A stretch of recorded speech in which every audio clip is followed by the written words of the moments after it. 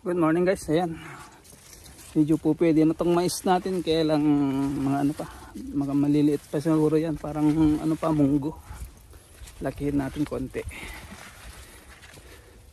Kuha tayo ng ano, yung baby corn, yung pang chop suey.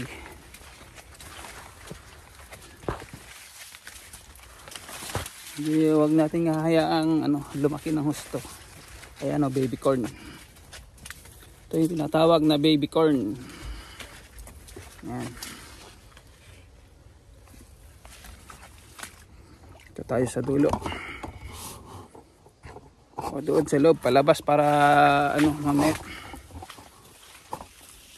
Ito sa gilid ng beans. Yung beans naman bukas yan. Ayan, ayos ko lang tong stand guys. Baka matumba, mahirap na. Ayan, kuha tayo ng baby corn.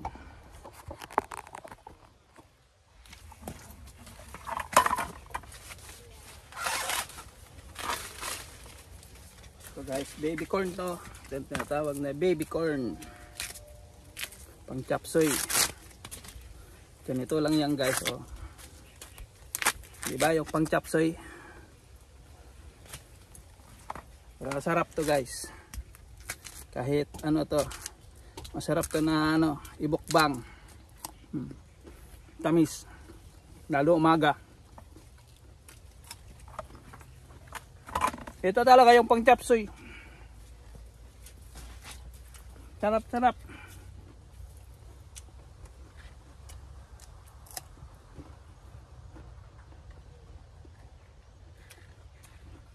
Fresh from the farm.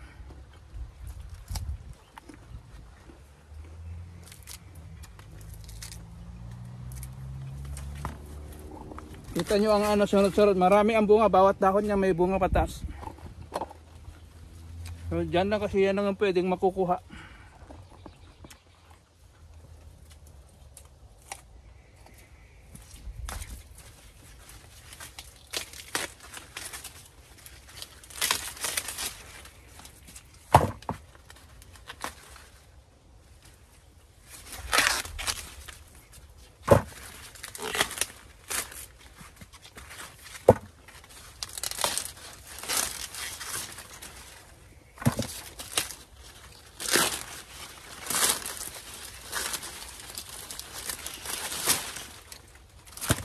Ang tamis guys.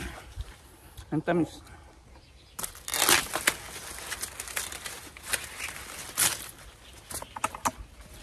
Yung chop suey natin. Tamang tama yung ano natin, yung cauliflower pwede nang ma-harvest. Kumuha na ako kanina. Kaya lang di ko na ni-live. Next time gawan natin ng video.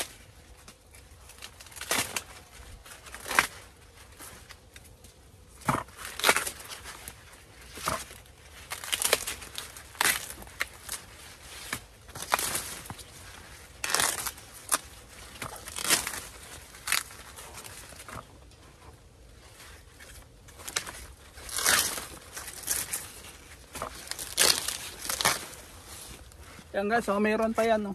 Yung kunin na natin yan.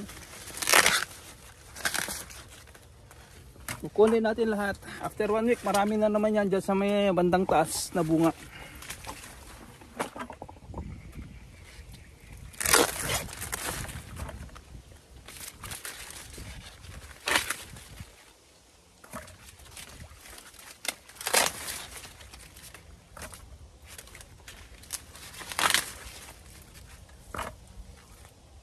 Ayan. Ayan ang baby corn natin. Ayan. Diba? So let's go na. Okay na. Thank you, thank you. Luluto tayo ng chop suey kasi ayan guys, oh. Ayan, oh. Pwede na yan. Ayan, oh. Diba? So, bye-bye na. At punta na tayo doon mag-harvest ng ano, kidney beans sa Garden 1. Bye bye. Thank you.